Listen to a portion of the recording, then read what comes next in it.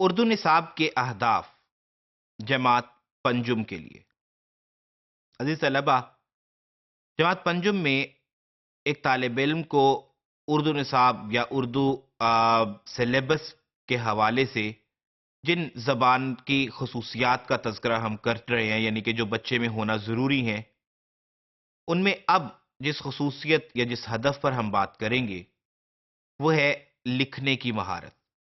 ہم دیکھیں گے کہ اردو زبان کے حوالے سے لکھنے کی مہارت میں وہی جو لسانی عادات سازی یا لسانی مہارت ہے اس میں بچے کو کس حد تک واقعی سکلز ڈیولپ ہو گئی، آرٹسٹکلی کتنا وہ سٹرونگ ہو گیا۔ اس میں جن امور کو قابل لحاظ ہونا چاہیے، جن امور پر غور کرنا چاہیے نصاب سازوں اور معلمین کو، اس میں سب سے پہلے ہے خوش خطی پر قدرت۔ ہم یہ توقع کرتے ہیں کہ 5ویں کلاس تک پہنچتے پہنچتے بچے کی رائٹنگ اتنی صاف ستھری، اتنی دیدہ زیب ہو جائے کہ اسے نہ صرف پڑھنا آسان ہو بلکہ اچھا بھی لگے اسے پڑھنا، کیونکہ ہم ان تحریروں کو زیادہ غور سے پڑھتے ہیں۔ بطور ایگزامینرز اگر میں بات کروں تو ان تحریروں کو ہم زیادہ غور سے، زیادہ شوق سے پڑھتے ہیں جن کی رائٹنگ صاف ستھری ہوتی ہے۔ ادروائز صفحات کے صفحات سیاہ کر دیے جاتے ہیں، لیکن کیونکہ رائٹنگ صاف نہیں ہوتی، کمپریہنڈیبل نہیں ہوتی، نتیجتاً نمبرز آبویسلی کم آتی ہیں۔ اس کے بعد ہے درست املا، یا آپ یہ کہہ لیجئے کہ املائی اغلاط سے پرہیز۔ بچہ ڈکٹیشنلی اتنا سٹرونگ ہو جائے، اس کے ہجے اتنے سٹرونگ ہوں کہ وہ سن کے جو لکھے اس میں زیادہ غلطیاں نہ ہوں۔ انیشلی ہم یہ کہتے تھے کہ کم از کم لکھ تو لے، سین اور سواد کا فرق آتا رہے گا، لیکن اب ہم یہ توقع کرتے ہیں کہ ڈکٹیشنلی بچہ سٹرونگ ہو، اس کے ہجے اتنے پاورفل ہوں، سپیلنگ کے حوالے سے وہ مسٹیک نہ کرے کہ املائی اغلاط سے ہم بچ جائیں۔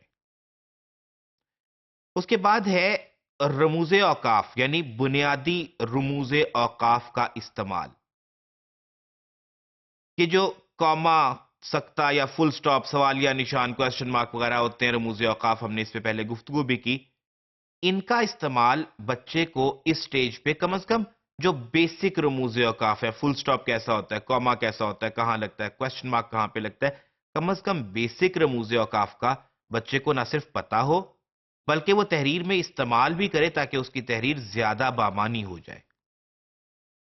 اس کے بعد ہے عملی تحریروں پر عبور۔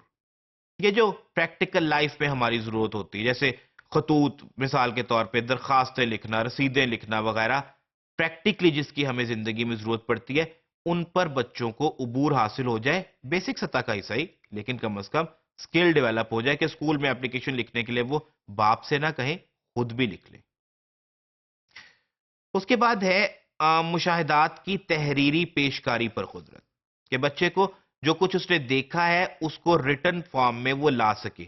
بہت سے بچے ہوتے ہیں جن سے زبانی پوچھا جائے تو وہ بتا دیتے ہیں، لیکن when it comes to writing تو وہ بیٹھتے ہیں لکھنے کے لیے، 2 جملوں کے بعد ان کا قلم رک جاتا ہے، کیونکہ انہیں رائٹنگ سکرپٹ میں سوچنا نہیں آتا۔ یہ بھی لکھنے ہی کی ایک مہارت ہے کہ بچے نے جو کچھ دیکھا اسے وہ بیان بھی کرے اتنے ہی جامعیت کے ساتھ۔ پھر ہے اس کے بعد کمرہ جماعت کے لیے چارٹ تیار کریں۔ یہ ظاہر ہے کہ آپ جانتے ہیں کہ کلاسز کے لیے مختلف چارٹس ہوتے ہیں، تو دیدہ زیب قسم کے چارٹ تیار کرے گا وہ تبھی جب وہ صحیح طور پہ لکھ سکتا ہے۔ اس کے بعد آتا ہے تختہ تحریر پر لکھنے میں قدرت، یعنی تختہ تحریر پر آپ لکھنے میں قادر ہو جائیں۔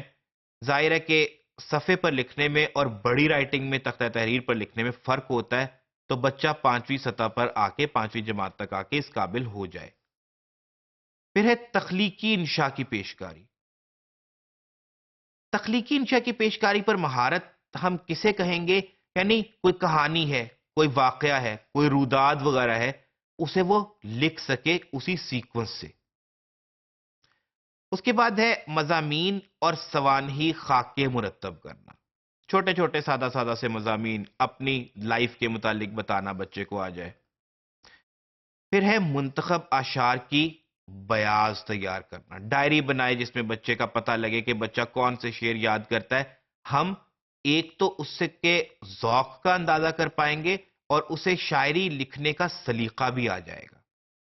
اب ہم لکھنے کے حوالے سے ان امور کو حاصل کرنا چاہیں گے اردو نصاب کی تدوین کے دوران. جب تک یہ حاصل نہیں ہوں گے تب تک ہم تصور نہیں کریں گے کہ اردو کا نصاب معیاری ہو گیا ہے.